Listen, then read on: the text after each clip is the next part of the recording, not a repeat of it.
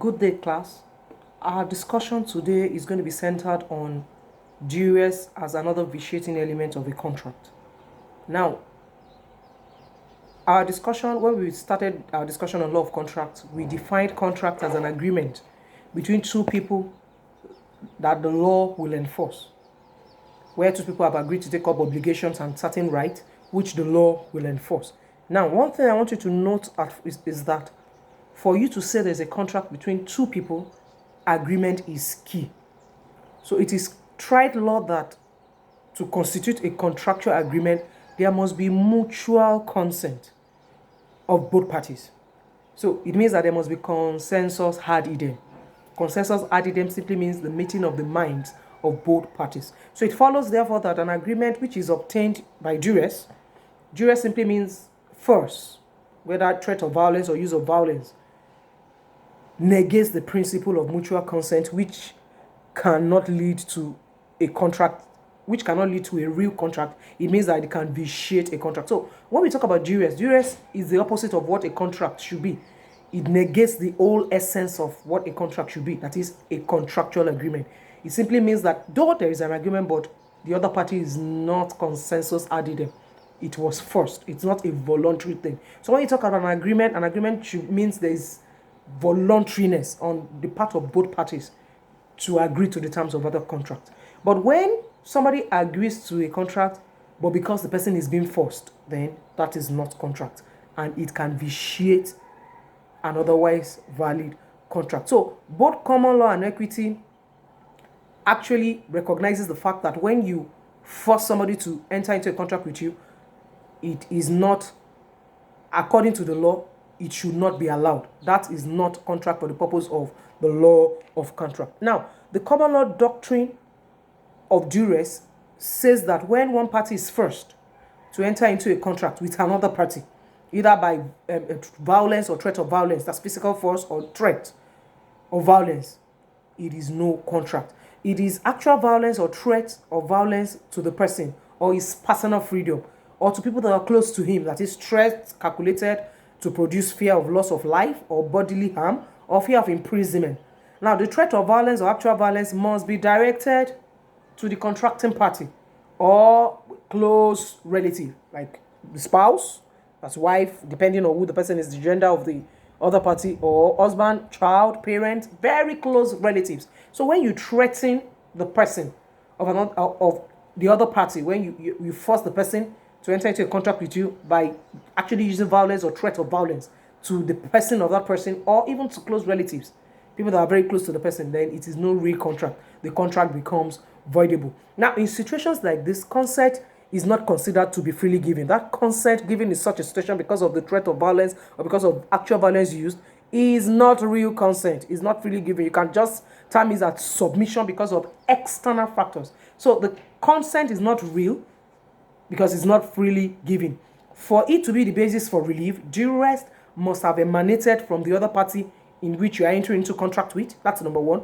The general rule is that where you enter into a contract with somebody and another third party threatens you that you must enter into a contract with somebody, if not, he would physically assault you or something. Such threat does not come under duress. So a contract will only be voidable if the party you have entered into a contract with has actually used coercion or forced you, either threat of violence or threat of violence to, or actually used violence or threat of violence to somebody very close to you. That is only when it becomes voidable. That's only when the contract becomes voidable. Now, in the case of Paohon Lao Yilong, it's the court described duress as a coercion of the will so as to vitiate contract. It's the coercion of the will of the other party. Duress is a coercion of the will of the other party so as to vitiate consent. So it means that when somebody coerces you into entering a contract, there is no consent for the purpose of the law of contract. So for duress to be the basis for relief, number one, it must, what the other party has threatened you with or actually done to you must be illegal. Number two, it must have been directed to you. That's the plaintiff, the claimant, the person claiming that there's duress. It must have been directed to the person or somebody that is very close relative, like child, the spouse, parents, very close relatives. Then number three, it must have originated from the other party to the contract, not a third party, before you can actually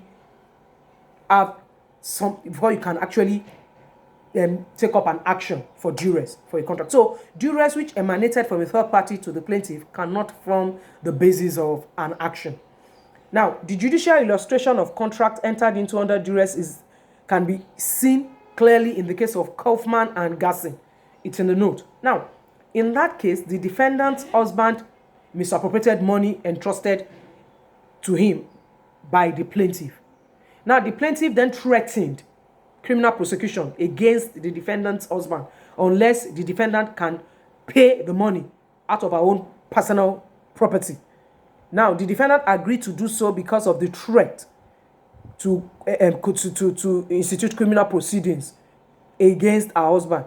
Now, the court held that the defendant was not bound to keep her promise because she was forced to enter into that contract as reason of duress. So it means that court held that she did not willingly enter into that contract. She didn't willingly agree to those terms, but she was forced because of the threat of instituting criminal prosecution against her husband. So now, historically,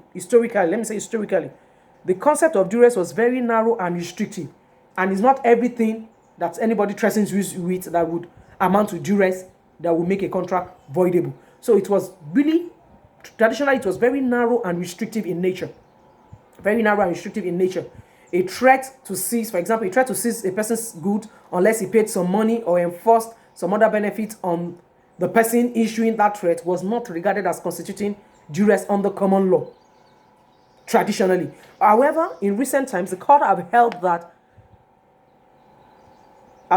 held and given decisions where it has shown that duress has now a wider concept than what it ordinarily or traditionally used to be. Now, a good example is the recognition that the court have recognized, even in certain cases, that the payment made in order to get possession of goods wrongfully detained may be recovered because it is duress, it was forcefully given so that the person can collect his goods. Now, in Maskell and Honor, the court held that the amount of money paid by the plaintiff under a threat of seizure of goods was recoverable as it had been paid to avoid the seizure of goods and it amounted to duress. So now there's a wider scope to the doctrine of duress as opposed to what usually obtained traditionally.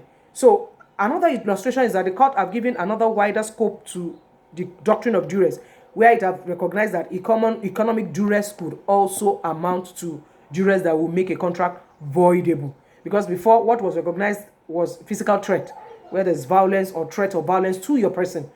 When you threaten to hold somebody's goods and all that does not traditionally amount to duress. But now, the court have started giving duress a wider scope. They have recognized that when you see somebody's goods and you tell the person to pay so that the person that collects his goods, that is not it's money obtained by duress, and that it vitiates that agreement.